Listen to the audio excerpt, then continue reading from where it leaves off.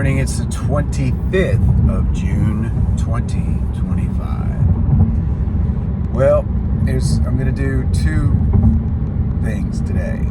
This one's about the tabernacle in the wilderness that God instructed Moses to build, which was a place of meeting for God himself.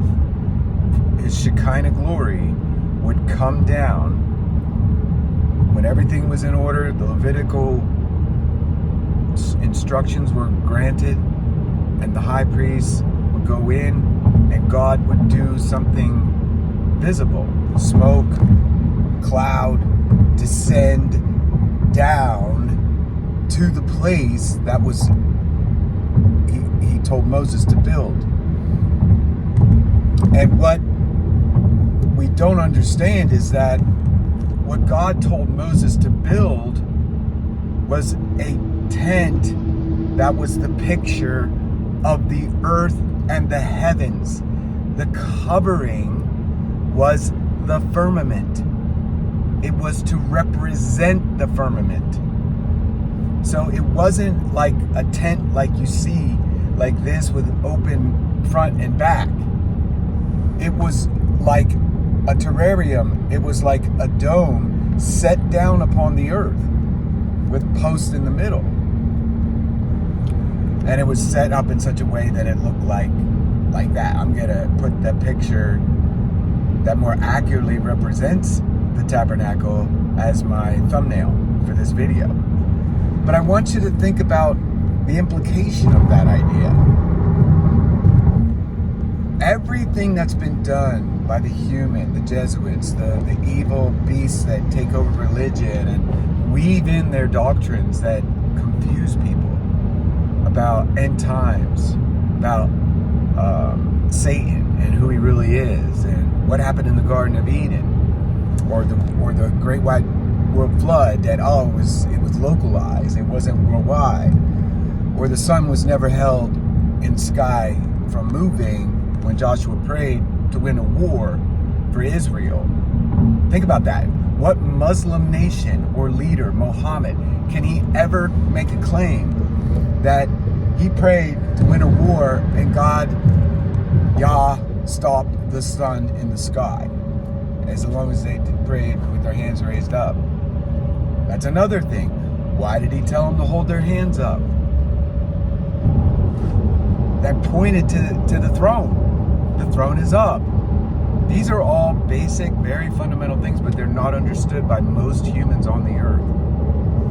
Just taking the tabernacle, if you got a proper picture in your mind of how it was actually built, I'm sure we can do archaeological things to prove its actual construction.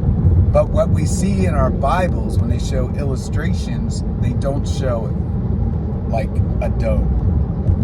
But I've often thought, wouldn't it make sense for God, if you're God, to set forth an example of where he is and where you are in a miniaturized version, so that you would get an understanding of how near, how close God actually is? That's why he manifested in a cloud that they could see, and when the cloud moved, they moved.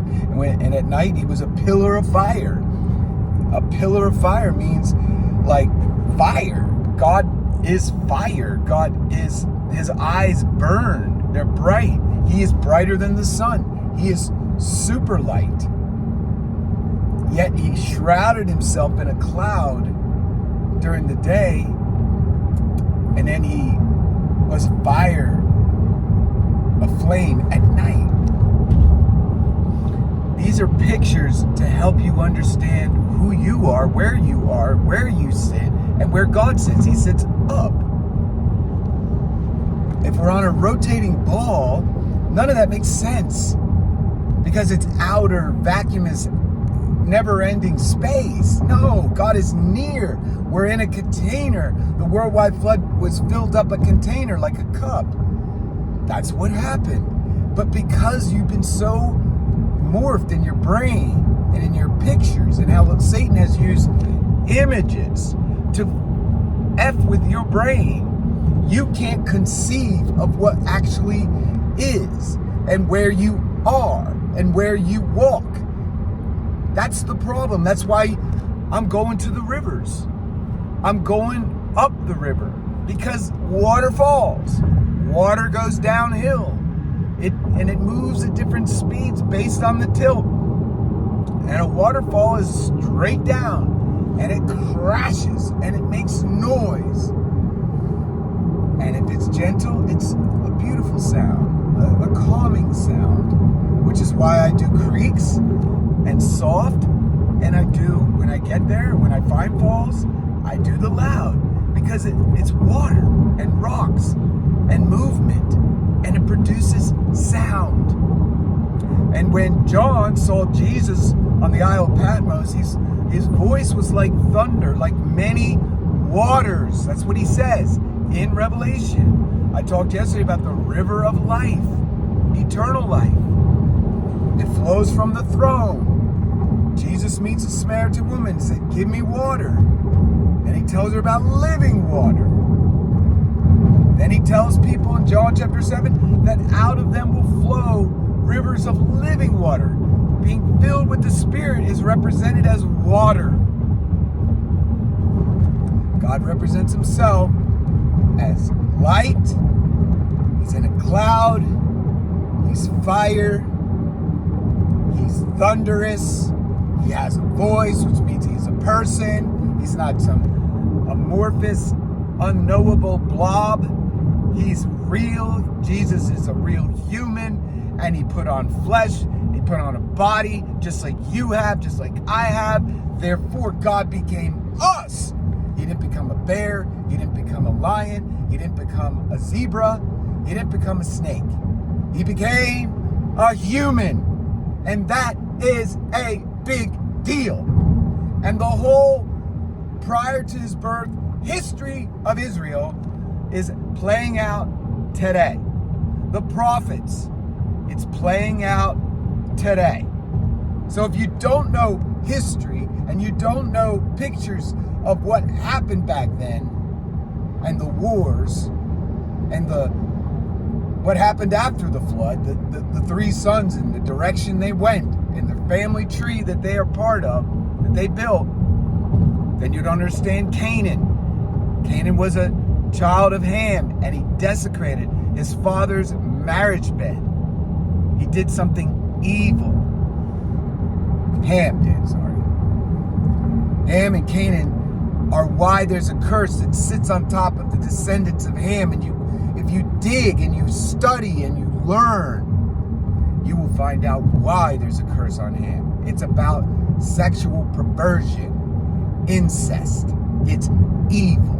And Satan is about perversion and sexual exploitation and destroying the most sacred, holy thing, which is sex between a man and a woman in a marriage covenant situation. What has he done? Look at the world. Child trafficking for sexual purposes, to abuse children, to molest them, to torture them. Why do you want to serve Satan, guys?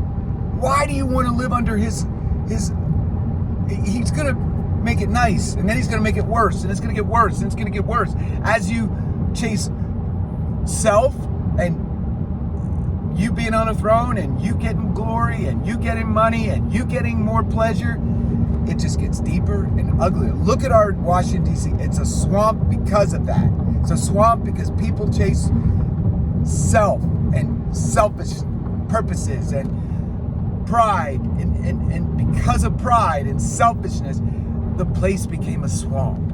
It's evil because Satan knows that we are prone to pride and wanting to serve self versus others, and loving others, and doing God's will on the earth.